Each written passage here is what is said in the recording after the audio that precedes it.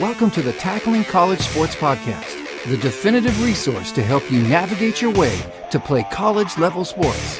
Here are your hosts, Chris Legates and Mark Franco, where they want you, the TCS Nation, to be your best.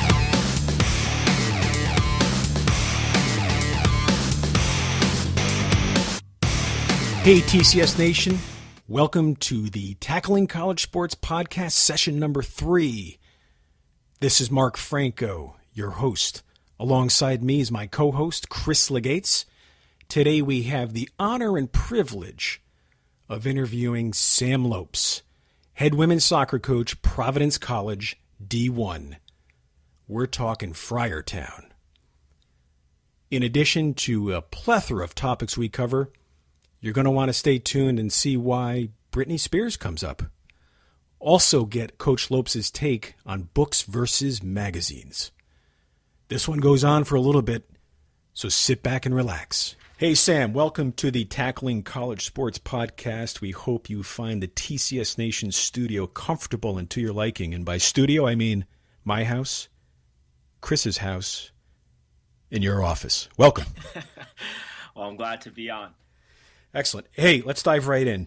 Sam, can you give us and the listeners some details on your background, maybe starting from as a player and to where you are currently being head coach as a Friar? Yeah, I grew up in Fall River, Mass. So back in the day when I played, Premier Soccer wasn't all that big. So we played for local Portuguese clubs. And that was really my, I guess for a lack of a better way of saying it, my youth soccer experience. And then ended up at Quinnipiac with a good friend of mine. Was kind of facilitated by a local high school coach in New Bedford who just recommended the program. Went to Quinnipiac, and that's where really things started to take off. Enjoyed my time there. Started getting involved at the youth level while I was still playing college soccer. Obviously, any kind of money when you're a college student is good money, so that was good money at the time. And once I graduated, started coaching even more. Worked with actually our friend here, Mr. Legates, at St. Joseph's College, now known as University of St. Joseph's, at a local D3 school in Connecticut. Yep.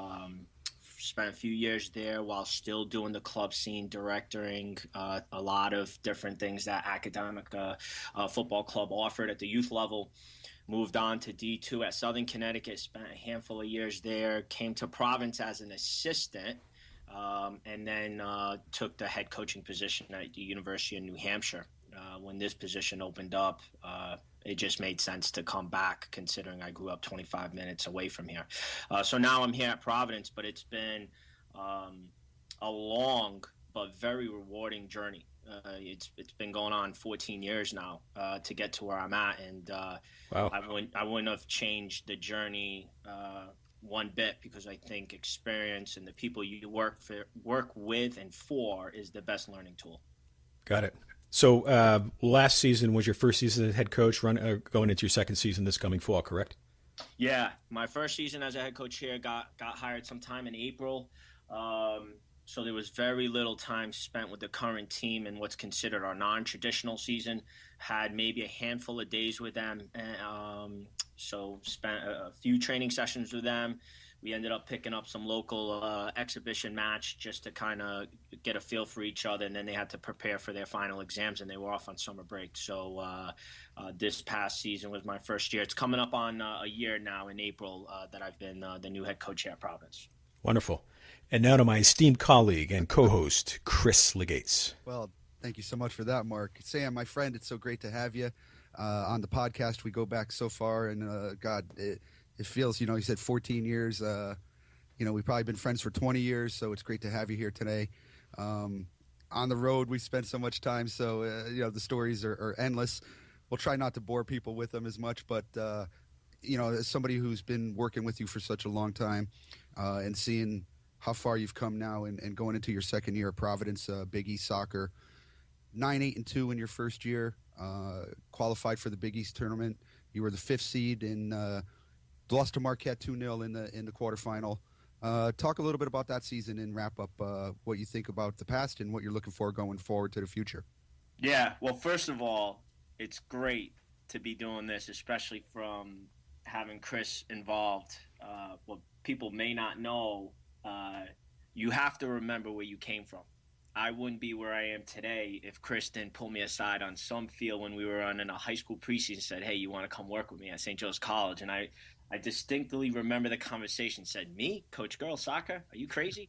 So he is someone who has taught me a lot about the women's game, and so it's an honor to be doing this, knowing that someone who kind of paved the way for me.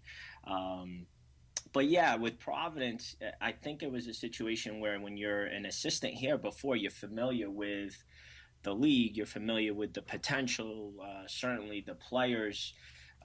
So coming in, kind of had a cheat sheet, so to speak, even though I didn't really have too much of an offseason. And the Big East is super competitive. I think some of the colleagues within the league are extremely talented coaches. But I felt that there was a lot of talent here, and a new voice, a new philosophy, a new direction could go a long way. We were picked ninth out of 10 teams. So, it wasn't as if we were the philosophy or the vision that I had within the program was shared by too many. But we did finish 9-8-2. We finished at the top half of the table. It was a very rewarding season. I think a massive step in terms of establishing what we want the culture to exist within the program. I guess an identity on and off the field. So I think an important step, a good season. I wouldn't say a great season, but a good season. Certainly maybe a great season in other people's eyes, considering the lack of success the program's had in the past. And motivated for next year, but I think next year will present its challenges in itself. But I think we're certainly optimistic about the success we can have going forward. In February, you announced that you have 6 recruits coming in. You have the privilege and the experience of coaching at every level of college soccer, 3, 2, and 1, and actually it being a club, running a club as well. How do you tell players, student athletes, and how do you gear them towards the direction in which they can play in? Are they a Division III athlete? Are they a Division II athlete? And in your case, you just signed 6 Division I athletes. Obviously, you guys are out all over the country recruiting and internationally as well. What kind of process do you go through in identifying players to say, okay, this is the level that they can play at? Yeah, I think first and foremost, what our sport, obviously biased as we all are, is I think the greatest sport. But I think it's also unique in the sense that I think every youth soccer player can certainly play collegiate soccer. I am not one to say somebody is a D3, a D2, or D1 level. Because I think there's D3 programs that can certainly compete with D1 programs, certainly D2 programs that can compete with D1 programs. When you have over 300 some odd Division I programs, I can't really say, well, she's a D1 player, because especially for me, and even with you now at St. Joseph's, who is winning consistently 11, 12, 10 games, there's a lot of D3 programs that are, some would argue, a lot better than D1. I think for me, there's an element of evaluating, first of all, do they fit our style and they can handle the demands of the conference? Mm-hmm. So that's certainly an important piece to the evaluation process. But at the same time, I think it's all about finding the right fit. And when I say the right fit, it's geographically, it's academically, it's what is the philosophy within the department for the women's soccer program, the philosophy within the women's soccer program, certainly the type of commitment. The philosophies at D3 to D2 to D1 do vary a bit. So you may have a highly touted player who's D1, but doesn't want the full year rigors of training at the D1 level because academics is important. Maybe wants to be a dual sport. To me, it's, you got to really first find the player that can handle the demands of the conference or the type of teams you play against, but also fits your style. That starts the process. I always say with recruiting, there's a difference between evaluation and actually recruiting. Evaluation is easy. The player's good or not. You know what I mean? Can they play the game based on your vision? That's what makes our sport unique. But then the recruiting part is academically, can they handle the demands of the particular institution you work at? Do they fit the type of culture you want within your program? What's their character like, mentality? So I think those are all things that go into the recruiting side of things. The evaluation starts it, but it's really more about the recruiting where you learn really who's the right fit. But I'm not one of those that says D1, you can't play D1 or D2 or D3. I think it's more about you don't have the ability to play at the level I'm currently coaching at. But that may not be the case for the next Division I school or D2 or D3. Mark. Okay, so as you mentioned, Sam, you're D1. Can you speak to our listeners and kind of provide, I know you touched on it a little bit, but expand a little bit more on the pros and cons of playing at D1 and maybe even D2, D3, if you wouldn't mind? Yeah, I think instead of the D1, D2, 3, I think I would just say the pros of being a student athlete. There's nothing wrong with being a student, but I think the experiences, the life skills you develop as a student athlete, I think it helps with excelling as a student, but it also, I think, prepares you for the next chapter once your playing days are over. Let's be honest, the ball's going to lose its air at some point for a female soccer player. True. So your education, your experience is extremely important. I think if we want to just touch up on the different levels, I think Division I, depending on the type of institution you go to, the experiences could be a bit more rewarding in terms of where you get to go to, in terms of flights, cities, away trips, which obviously teams enjoy thoroughly, where maybe D2, D3 schools, it could be day trips. Resources where it allows certain programs can offer their student athletes a bit more than maybe another school who doesn't have as much of resources. But to me, overall, the big umbrella of being a student athlete, I highly recommend, because I think even in the business world, I think people who are looking to hire new people to work in their particular area, student athletes, I think, offer a lot because of the experiences they have during their college journey. Right. Makes sense. Also, sticking with the Division I, II, and III, can you also speak to the audience and perhaps to parents as well, the financial aspects as it relates to them and also from your side as well? Yeah, I think the financial piece is obviously a massive decision for a parent.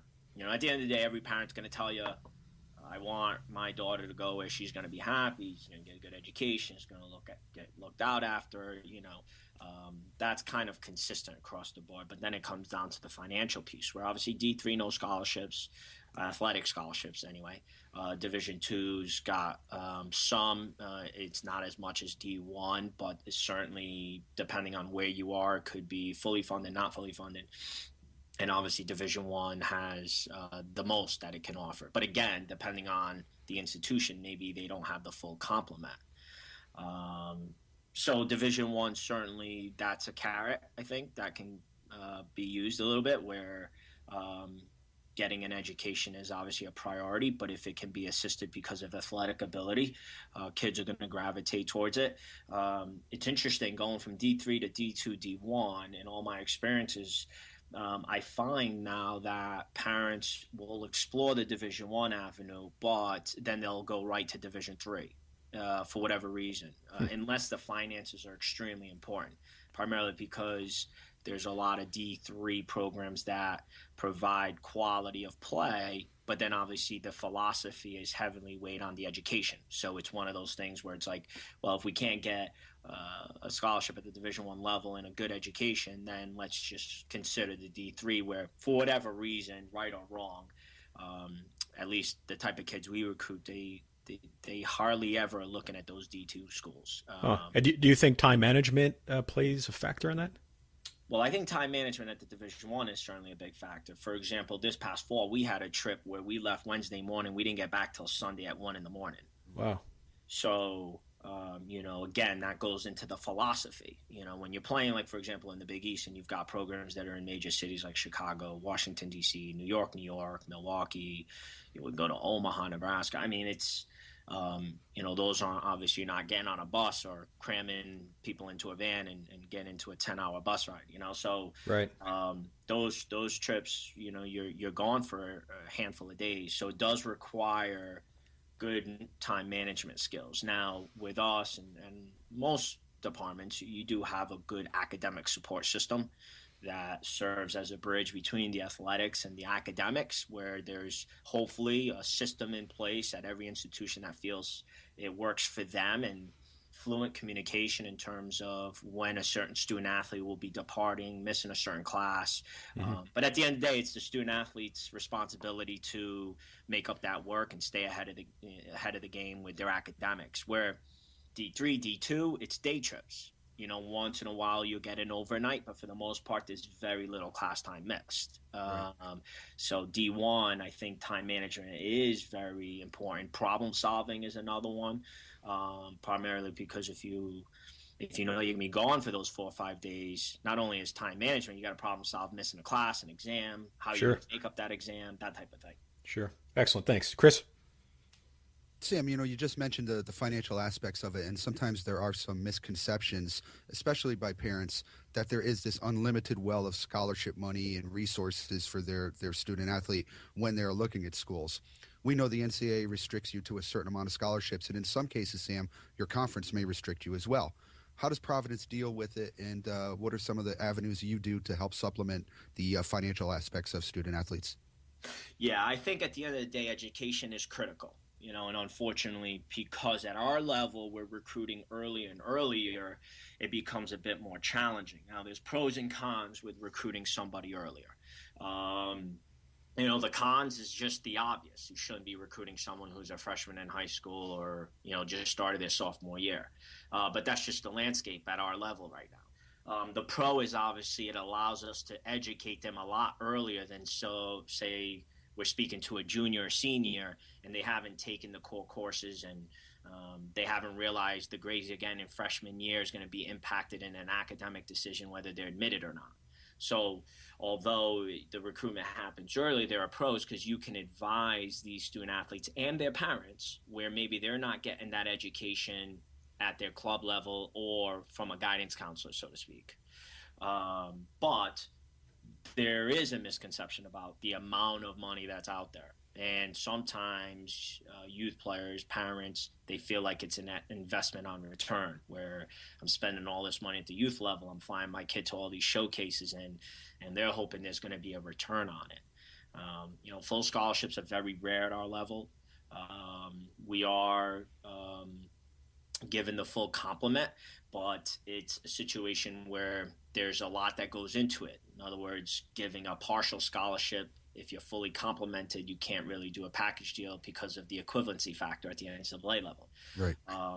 For us, being at Providence, a strong academic institution, I think recruiting student athletes who excel in the classroom is something that's part of a quality, a characteristic that I look for. So we tend to really go 2 different avenues. We're either athletic or academic, and maybe a combination of the 2 where maybe we're fortunate enough to recruit someone who's not only excelling in the classroom, who is worthy of an academic scholarship, but also worthy of an athletic, and that obviously can help with the cost of attending a private institution, which we all know can be fairly expensive for a family. And yeah, that's where I think, there is the misconception. We spoke with CJ Maritola, the hockey coach at Sacred Heart. He has 18 full scholarships, or that's what the NCAA allows them. His conference only allows him 14. He has a roster of 27 players, so obviously not every player is going to be able to get full scholarships. NCAA women's soccer is 13, is that correct? 14. So again, with rosters of 22 and 24 and 26, it's difficult for people to understand. There isn't a full complement or a full financial aid package available for every single player. Yeah, exactly. And first of all, great interview with him. I listened and I tuned in. It was very well done with all the parties involved. But yeah, I think there is a misconception. I mean, this past year we had kids playing that were either on very little or no money. And again, I think that goes with some of the recruiting cycle of how early it happens, where maybe somebody who was excelling as an athlete, maybe their freshman, sophomore year, but as they grow, kind of don't pan out as you see fit, and maybe somebody else who you thought was going to be a very good recruited walk-on all of a sudden excels and growth takes off. Now with us, there's nothing of that sort where if an institution decides to fully support women's soccer, where conferences will restrict what you can use. On the women's side of things, conferences will put just what a minimum standard may be. Not every conference. Some conferences don't have any requirements, but some conference may say you have to be at 12 scholarships, or you have to be at 10, and the school has to, in order to be affiliated within the conference for women's soccer, has to support the program to that extent. They can certainly offer more than that. But for women's soccer, there's nothing where if Providence gives me 14, I can use the 14. Tackling College Sports was put together, Sam, with Mark and I, with the idea of what about the 99% who haven't been identified, who aren't going to get a college scholarship? How do they get identified in the process later on as maybe a walk-on? And have you given walk-ons money after year one, after year two, once they've proved themselves at that level? Yes, 100%. I think that's where maybe it comes in from a coach's philosophy. You know, I like to look at us that when you work at the college level, you're not just a coach, you're a teacher, you're also in a leadership position, you're a manager too. For me, it's one of those things where there's something to be said for someone who's put the shirt on, who's gone through training sessions, who's given their best for the program, has been in the weight room, has done extra work. There's something to be said where a coach should be managing their budget, where if someone who is a rising sophomore or junior who was maybe a recruited walk-on, but you know what, has paid their dues and is worthy of it, that you're in a position where you can reward that individual versus the next best thing coming out of high school. And too often, too many times, people just feel like, oh, you know, this kid's going to change my program, but yet they haven't even put the shirt on once.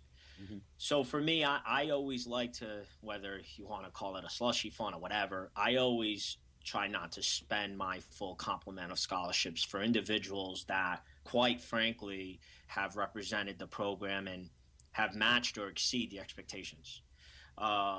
So I think that's more of a coach at the collegiate level doing a good job of managing their budget, you know, because obviously you can't put your hand in your pocket and pull out $5, but expect to buy something that costs $10, you know? Right. So I think if a coach can be very cautious about how they forecast the growth within their program under their tutelage, I mean, that's a reflection of them as a leader, as a coach, as a teacher.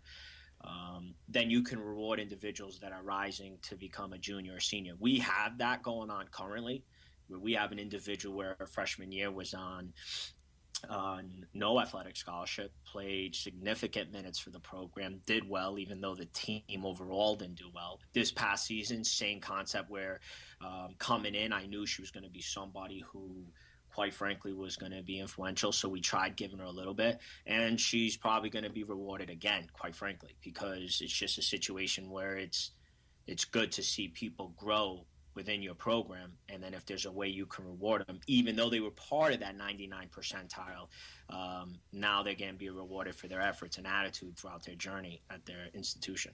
That's great insight. Mark?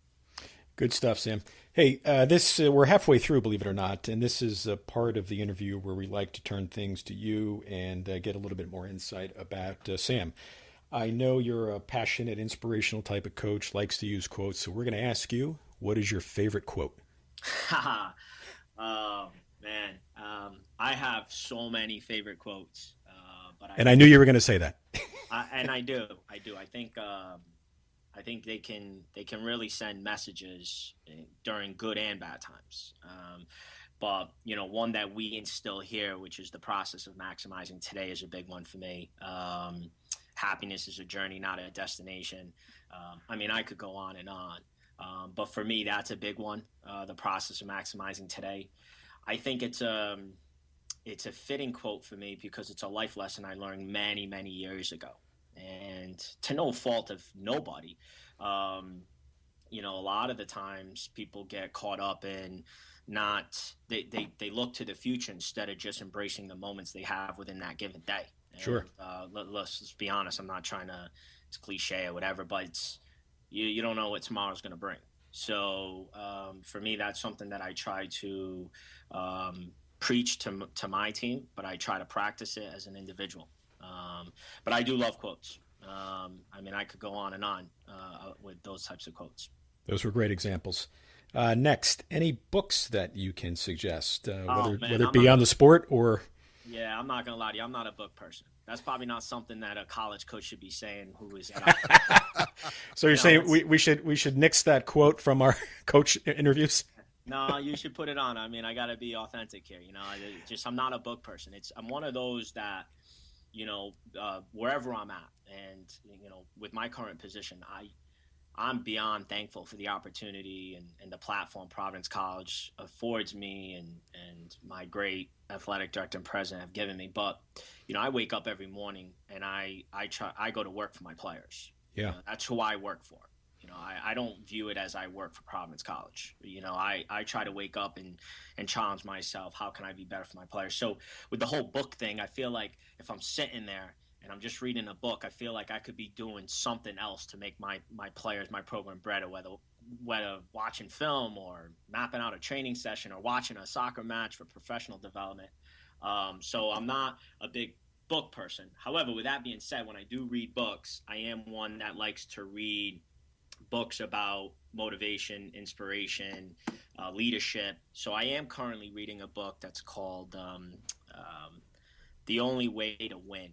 And I'm in the middle of it because obviously at our level, we're in and out of airports all the time. So Sure. On a flight, I'll certainly grab it and take it with me. But it's about how building character can drive higher achievements. But it really focuses on the process versus the outcome. And that's something big that I feel is part of my philosophy as a leader of a collegiate program. So I'm currently reading that, but to all the listeners, I am not a book person. I don't read books. I probably shouldn't be saying that, but I've got to be authentic here and tell everybody the truth. Got it. No books for Sam for Christmas.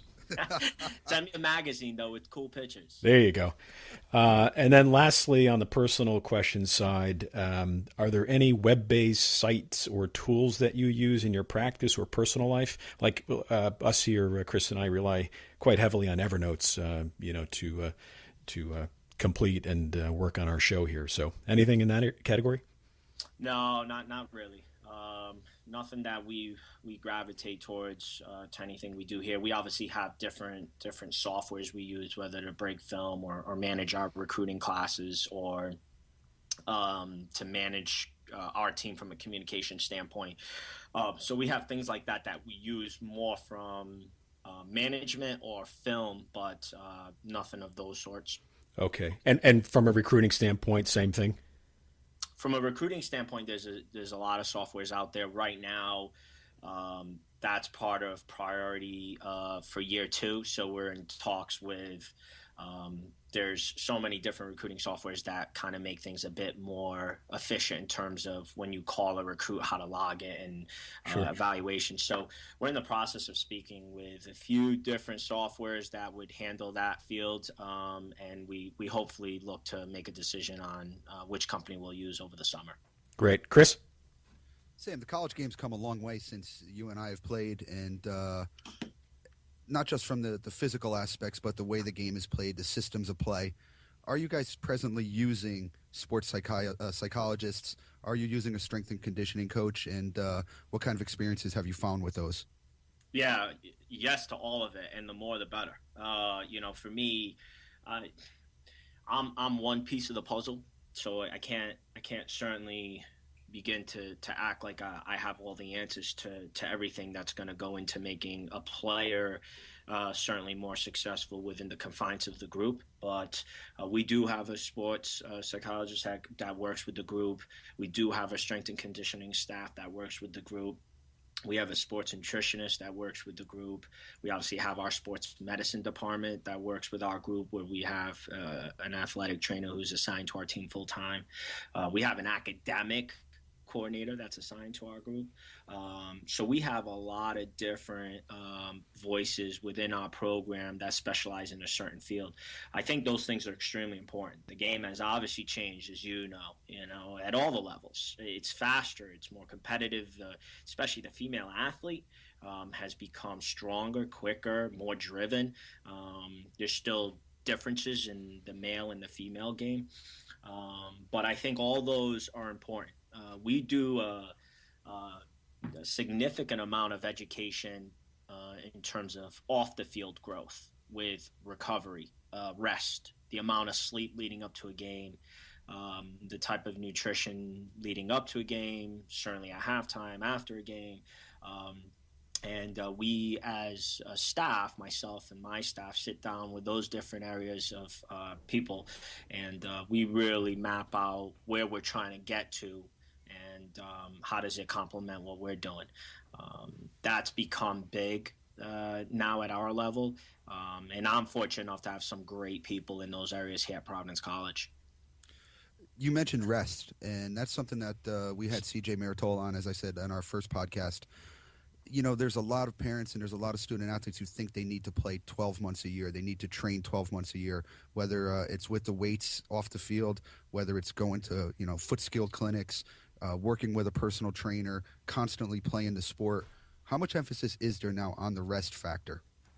With me, it's huge. It's huge, especially during the main season, our traditional season in the fall. For me, during the fall, it's more of a management, it's more of a recovery, more of a preparation. You're not getting too much coaching done during that. You're trying to figure out what are some of the strengths and weaknesses of your opponent, what is your identity as a team so you can maximize it. But the reality when you're playing a midweek game and then a weekend game, the college landscape right now, it's not a healthy one. It's not a positive one because it's too many games crammed in a season. The college season for me is not a marathon, but it's not a sprint. It's an accelerated sprint. So you certainly want to get off to a good start, not a great start. You get off to too fast of a start, you don't have nothing left in the tank at the end of the season. But if you get off to too slow of a start, you may have already fallen too far behind. You want to get off to just a good enough start where you get momentum during the season and you finish off strong. You're in a position at the end of the season to do well. So I think rest plays a massive factor to that. There's obviously other things that play a factor to that. Your non-traditional training and building up and progressing. The best way to explain people and to their defense, they're not educated at the youth or high school levels unless you're playing for a club coach who spends enough time talking about it. Mm-hmm. It's like taking a car. And if you start your car up and just get in it and go 100 miles an hour every single day straight, that car's going to break down. It needs rest. It needs maintenance. Well, a player is the same thing. I always like to say quality over quantity. And it's the same thing. Like how many times you see someone running practice sessions that go for 2.5 hours, but yet a match is 90 minutes. Right. Why are you running a practice for 2.5 hours? You can't expect your players to be at optimal performance on game day if the progression leading up to it has just been high intensity and you've been taxing them the whole time. So to me, quality over quantity is extremely important and should be a message across the board, as well as less is more. Right. So I'm not really sure what the answer is at the youth level because especially a kid who's playing high school in, let's say, the Northeast, they're going from August until November, and then club soccer goes from November till July. Right. I think when I was at the youth level, one of the things that I was trying to instill was trying to take December, January, and half of February off during the holidays, because there's that two and a half, maybe 2 months off where you just let the kid mentally and physically get away from the game. But it's tough, and I'm not sure there's a clear-cut answer unless someone is just a sport specific to soccer, doesn't play any other sports, and is committed to believing in what their coach, their director is trying to preach. There's a movement at the NCAA level for Division I, Sam, for a split season that would have 9 or 10 games in the fall portion and 9 or 10 games in the spring segment as well. It's picking up steam. It's having a little bit of problems and hurdles with the athletic directors and administration, but obviously from what you have said here, it's probably something that you support. Oh yeah, 100%. I mean, no hesitation whatsoever. I would support that. Now, look, in theory, it's great, but there's challenges. Don't get me wrong, because an athletic department doesn't just have to worry about soccer all year round. They've got to worry about field hockey. They got to worry about lacrosse. There's factors that go into scheduling. There's factors that go into based on what part of the country your institution plays in, weather, facility, grass versus turf, the ability to have that facility available during difficult conditions. Like for us right now, that current structure would probably be challenging with the type of winter we had. But when you look at it and you compare Model A, the current model, to the proposed Model B, if you're a soccer purist and you're all about the experience of your student athletes as well as the health and safety, how do you not support it if you're at an institution that can put a calendar like that based on the resources you have? Just think about it. The ability to train for a week and have a match on the weekend. Use school as an analogy. It's like I'm the teacher and I have my class, and on Monday, Tuesday, Wednesday, Thursday, I'm teaching them chapters 1 through 4. I'm giving them some assignments to do some extra work on their own, and come Friday, test day. Well, that would be the same. We would be able to now have a progression where we're saying, look, on Friday, we've got a match.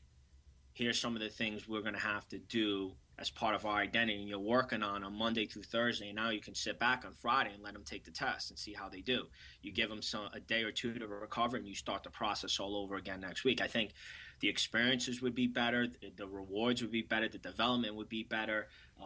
It would be a true Division I experience.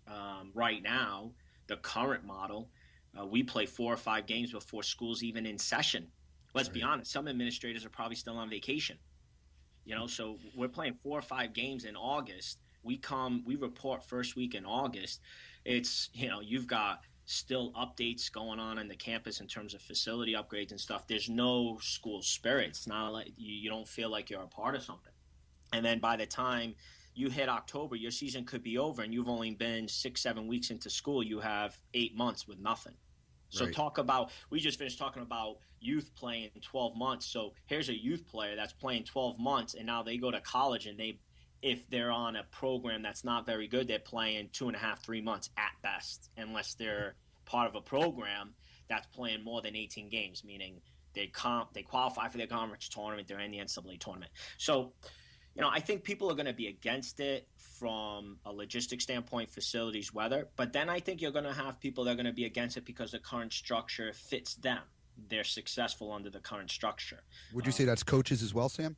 Yeah, I would say coaches for sure, because I think at the end of the day, we're at our level, we're in a business of winning, and no one's going to keep their job if they're 0-14-4. Let's just be honest. I mean, you're failing, so I think it is a business of winning at our level. For me, I support that. I preach that, but it's, for me, the process of winning, not as just an athlete, but as a student and socially at the game of life. But I think you're going to have coaches that are going to be against it because the current model allows them to be really successful. I think certain coaches may be against it for maybe financial reasons, because they can do the college level, but then they really need to do the youth level. And they need that financial income. They need to coach youth sports. And quite frankly, just because I'm honest, you're probably going to have some coaches going to be against it because they wouldn't know what to do to map out a whole year curriculum. I mean, let's just call it how it is. But if you're a purist and you are at an institution that can support the new proposed model, I can't see how you wouldn't support it. But I think it's ways away if it even happens. I think there's just administrators and presidents that I just don't know if soccer's too high of a priority, or they're willing to do a lot of some of the other spending that it would cost to make it a reality. So, but it is getting legs, and it's great. From a student-athlete well-being standpoint, it makes tons of sense, in my opinion. Obviously, from a collegiate retention aspect, it makes tons of sense. And obviously, from an academic standpoint, where players are in class a lot more, as opposed to that Wednesday through Sunday trip that you spoke of, I think it makes sense that way as well. Yeah, and absolutely. And think about now the things they could get involved with on campus with other clubs and other things of that nature where they can be more involved within the community of their institution. So the obvious reasons are there. No one can argue that it would be better from an academic success standpoint, a health and safety standpoint, where, typically you should get 72 hours now before you play another match. It's not even 48 anymore. So yeah, I mean, it's a no-brainer, but there are challenges, and that's the reality of it, and I realize those. So, but I think it would also open up the opportunity for these student athletes to experience other things that, quite frankly, they wouldn't be able to do with the current model. As far as recruiting is concerned, in that model, Sam, are teams built for the sprint of college soccer as opposed to what could be the marathon of college soccer? The current teams? Yeah. I think it depends on what institution you're at. I think at the Division I level, if you're comparing a women's team versus a male's team, like you look at Providence men's soccer who went to the Final Four. I think on the men's side, there's more parity, where on the women's side, you go look at maybe the last 10 years, I don't think there's been a non-BCS school in the Final Four. Yeah, right. You saw UMBC go to the Final Eight in men's soccer this year. Yeah, and I think the Big East had 3 teams in the Elite Eight, so obviously a non-football conference.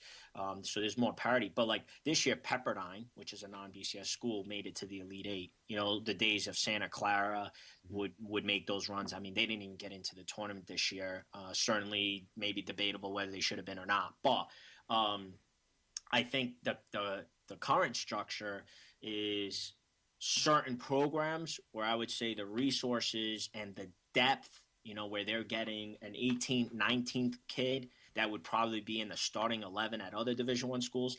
Those programs are built for the accelerated sprint, where other programs, based on the lack of depth or maybe the ability from the staff to manage the program better, would probably be built better for the marathon. You got to find your niche. That's you, and at the end of the day, the structure is what it is, and you've got to try to be as successful as you can within it. Great, thanks, Mark. Great discussion, guys. Let's turn back to the student athlete, and the reason why, as Chris pointed out, we do this podcast is to really educate them as well as their parents. What is the best way for the student athlete to contact a prospective coach, and when should that process begin? Yeah, great question. And I think first it's them that should be doing the contact. Not the parent. Not the parent. The student is the one that's going into the institution. So I think the student, the prospective recruit, has to be initiating the emails. Now, I was doing a college prep seminar the other day, and the parents said, well, it's kind of hard for a freshman in high school to know how to write an email. Fair point. But you've got to adapt, and you've got to adjust, and you've got to educate. So I think the parent can certainly be involved in educating on what the things should be stated within the email. Hopefully that's happening at the club level. And hopefully it's happening early at the club level, because the times have changed where you used to do college prep seminars for juniors and seniors, but you got to start doing them for 9th and 10th graders. And in terms of when they should start it, you got to adapt again. It's happening earlier and earlier, so it's never too soon, in my opinion. The earlier, the better. And I think the email's got to come from them. It's got to be simple and to the point. It's got to have the necessary information that an institution, a coach that's receiving that email, knows a little bit about them, not only from academics, who they play for, where they're from, but it also allows them to know from an NCAA standpoint what they're allowed to do. So I think the subject should include their name and their year of graduation. And I think the body of the email should just include a brief introduction, who they are, where they're from, what school they play for, what upcoming events they have coming up, and certainly list a coach or two that we can reach out to, especially if they're a freshman or sophomore and we're not allowed to reach out to them. I always tell recruits, and/or when I'm at these college prep seminars I speak to, they must recruit the coach as much as they expect to be recruited. I mean, if that's one thing we can get out of the podcast for any prospective student athlete, any parent that listens or whatever the case may be, recruit the school as much as you expect to be recruited. It's a two-way street. And just little things. I mean, again, just because I'm honest, I'll be frank here. Don't have a kid send an email where it's signed by the kid, but the email address clearly states the father's name. You know, it's like, create your own email, you know, and don't just send an email to a school and then you forward it and then you forget to replace the institution's name with a new institution's name. Like, take the time to show that you're truly interested in the program as much as you expect them to be truly interested and put the time into you. But recruit them as much as you expect to be recruited. And it's really a part of becoming an adult. Yeah, absolutely. I like to say that, you know, these kids, at some point, the parents have to trust that the education, the mentorship that they've done leading up to when they graduate from high school and enter the new chapter in their life, that they've done a good job, that their daughter or son are prepared to enter the college world. And for me, I think when you enter the college world, well, let's be honest, if all three of us could go back to college, we'd do it today. I mean, it was the best time of our lives. You know what I mean? Best 7 years of my life, Sam. Oh, yeah, no kidding. I was pushing 6.5, but I didn't want to trump you. So, but I just think, like, it's the best time of your lives. You know, you're going to enter this highly touted player, this girl, so to speak, excited, nervous. But you hope that the journey along the way, you know, when you look back, you can say, I gave to that program as much as it gave to me. And now I'm this young adult woman ready for the next chapter. And the only way that's going to happen is if the parents kind of let go of the leash a little bit and let them and trust the parenting that they've done and allow them to take this next step. Sure. So when I'm on the sideline watching my daughter's games, oftentimes you'll hear parents talk about video. You know, have you taken video yet of your daughter? What service are you using? What process are you using? Can you speak? Is that something that needs to be done? Do coaches actually want that sent to them?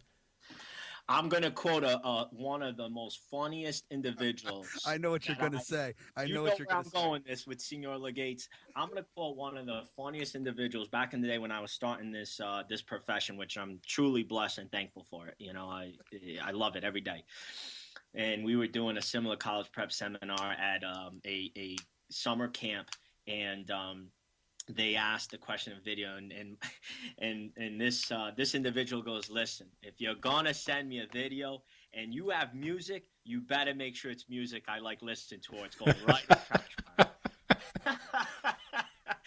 Oh man, and obviously I didn't say it in the manner that he did, but he had, I mean, I almost fell off my chair dying laughing. It was hilarious. I remember it well, man. I remember it so well. Yeah, it was at collegiate soccer camp. It was, oh man, with some great people. We had so much fun, you know, and I think that's one of the cool things about our profession. You meet so many great people. But I think with the video, first, and I'll apologize to any of the listeners who maybe have this as a profession or a job and do it on the side. I think video is to pay for someone to do a video highlight of you. I don't think that's unless you're financially able to pay for it and it doesn't really dent your pocket, do it. But I'm not in favor of videos. I'll never make a decision on a video. For me, I think it's borderline just being lazy.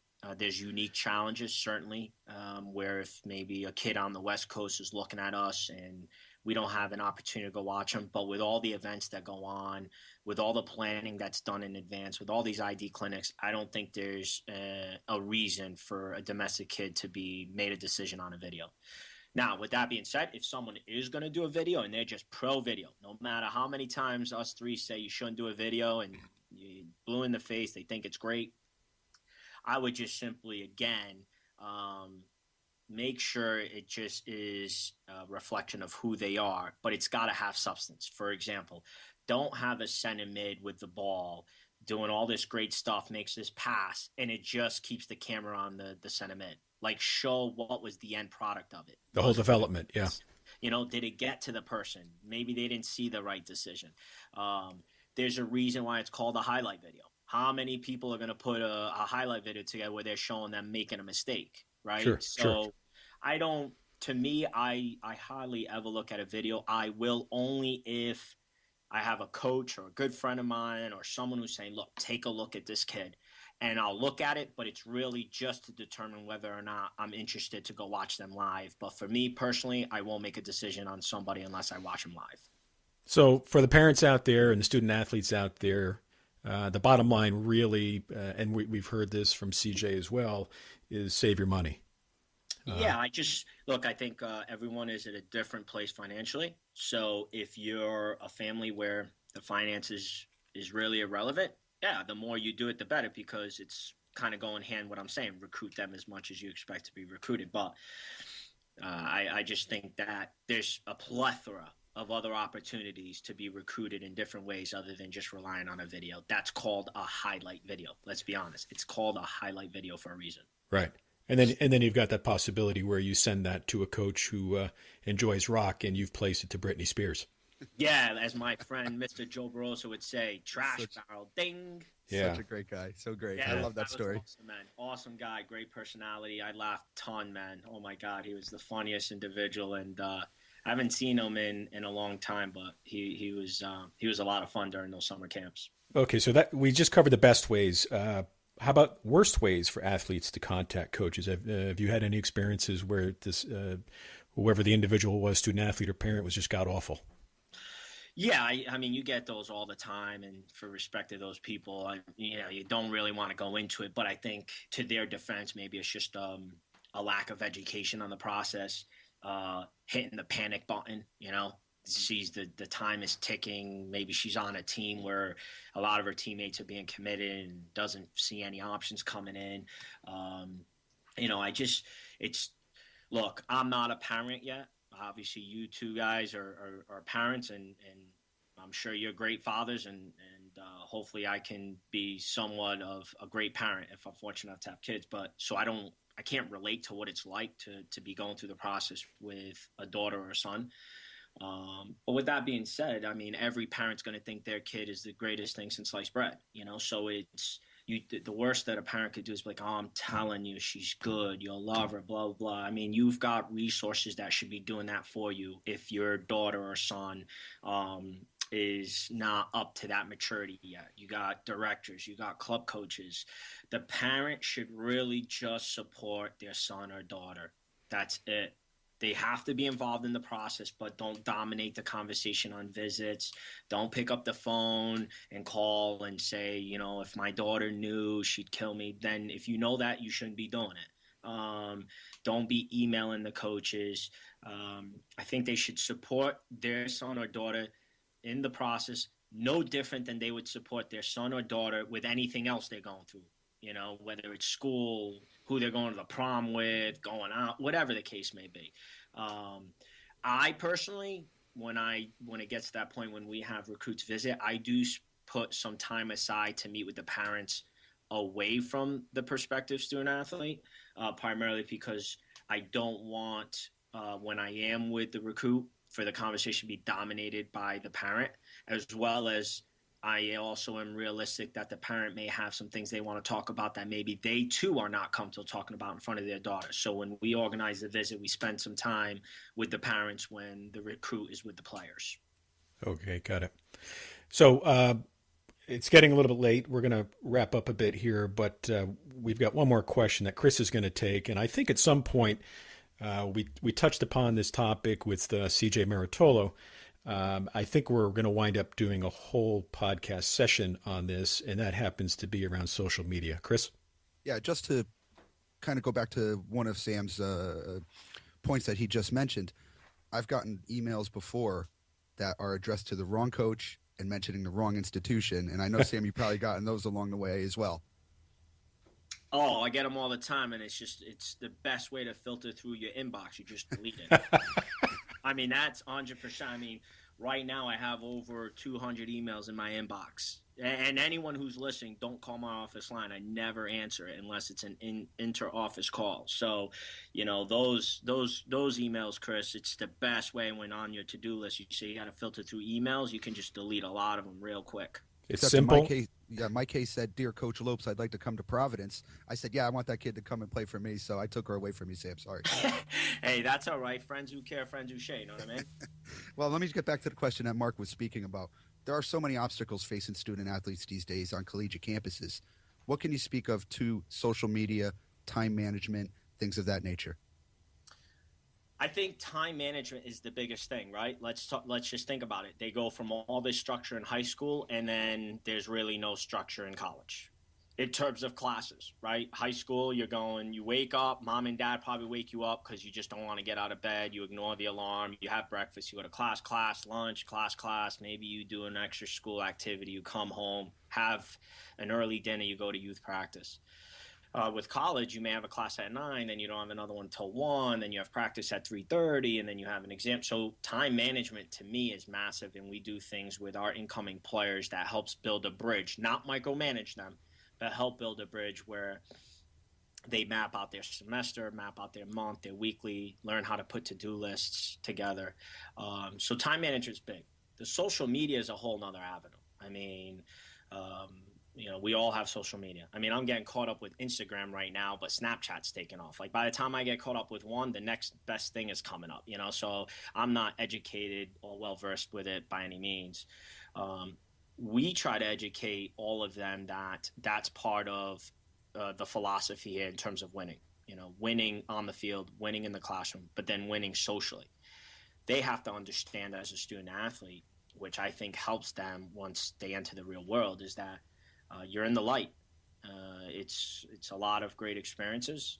You get to visit a lot of great cities. The rewards are awesome, but there's a responsibility with how you carry yourself. Currently, these recruits are a reflection of themselves and their family, but then when they enter the program, they're a reflection of the program. And they're not going to say, John Doe did so-and-so. They're going to say, the girl on St. Joseph's College team did X, Y, and Z. That's all they see is the college's name. And it could be anything. It could be the type of language they used, an inappropriate picture. So we try to educate them that it's something that if the whole world was watching, would you still do it? If everybody could see it, no matter what the privacy settings are, because those things are it's no such thing as privacy settings. If the whole world could see what you post, what you put on a picture, or a future employer is going to sit you down about an interview, and they were to see all this stuff that you choose to do on social media, how does it reflect you? So we are constantly educating them. We all have social media. So this isn't something that I'm preaching that I don't practice. I can't go on social media and post things that doesn't reflect me and certainly the institution I work for. I'm going to show up Monday and the keys to my office isn't going to work. So social media is taken off. I'll be honest, I'm glad it didn't exist when I was in college because I'd be in a lot of trouble. We just said this weekend, Mark and I. We always say that. I just think like it's crazy. I mean, when I went to college, I had a cell phone cell phones were just getting big, like, Zach Morris from Saved by the Bell back in the day. I mean, those things were like you needed a backpack to carry a cell phone around, So I think social media can be very dangerous, but I think social media can also be very useful. It can also promote the great things that are going on, not only with the players and the programs. We use it a lot to promote our program. I use it a lot to promote my program because it's an honor to be affiliated with Providence and lead of this program. Websites nowadays tend to be just a quick release about what's going on. I think social media can really give people a behind the scenes of what it's like to be a part of that program, but it can also be very dangerous. And to piggyback on your ideas of promotion, www.samlopesacademy.com. Talk a little bit about what that is. Yeah, it was just something that I knew when I got to a certain institution where I felt it was home to me. It was my dream institution. Like I want to be here for years to come. That's just my opinion. Whether or not that's a shared opinion down the road, who knows? But if I could hit the fast forward button in 15 years from now, say I still want to be at Providence, this is where I want to be. So whenever I got to that particular institution where I knew it was going to be home for me, I wanted to also start doing more and offer the community more. So we do a lot of different things for youth players.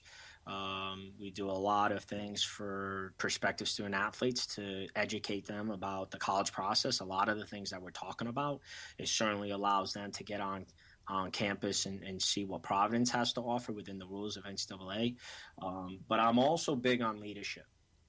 I don't have captains on my team. I don't believe in captains. I believe everybody's a leader in their own right. And I don't think I should be molding 2 individuals to be a captain. I think I should be molding 20 some odd people to be good leaders. So we want to start doing leadership seminars as well, where we get not me, but other people that come in under the umbrella of the academy. And we also want to start doing coaching education clinics as well. Things where we target more like high school youth coaches, like, for example, at the high school level, who just played a match on a Thursday but are running a 2-hour practice on a Friday. And that's not for everybody if the hat fits, wear it. But we want to do things where we kind of give them behind the scenes. Look, we're playing this match on Sunday. This is what we did all week, just to give them an idea of progression and things like that. So it allows me to give more to the game that's given a lot to me, instead of just doing a lot for just the current program. So we're motivated by it. It's awesome. My friend, thank you so much for the last hour. We will continue this conversation on the golf course, you, me, and Mark, and Tony Horta. And it's really been an honor and a pleasure to have you on. Oh, listen, this is awesome what you guys are doing. You guys are 2 funny characters, so anybody who has an opportunity to spend an hour or so with you would be a well-spent hour. I think what you guys are doing in terms of educating parents, where to their defense sometimes don't have these resources, is awesome. And I certainly look forward to the golf course, but 2 things. 1, Mr. Senor Horta's got to pick up the tab, and 2, the conversations could only continue in the woods because half the time I'd be in there looking for my ball. So. Sam, thanks again. And listen, I want to give the listeners an opportunity to be able to contact you.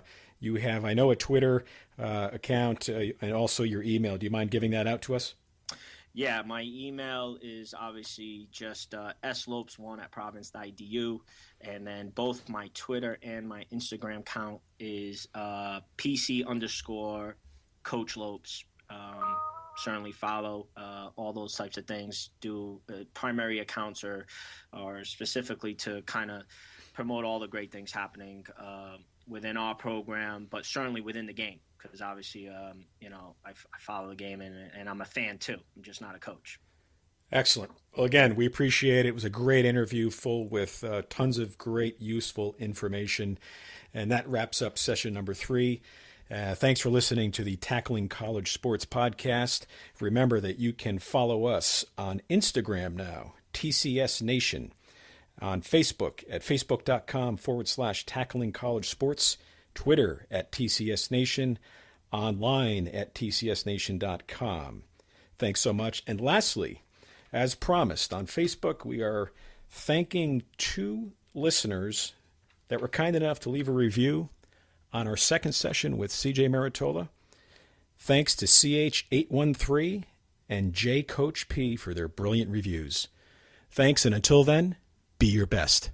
Be your best.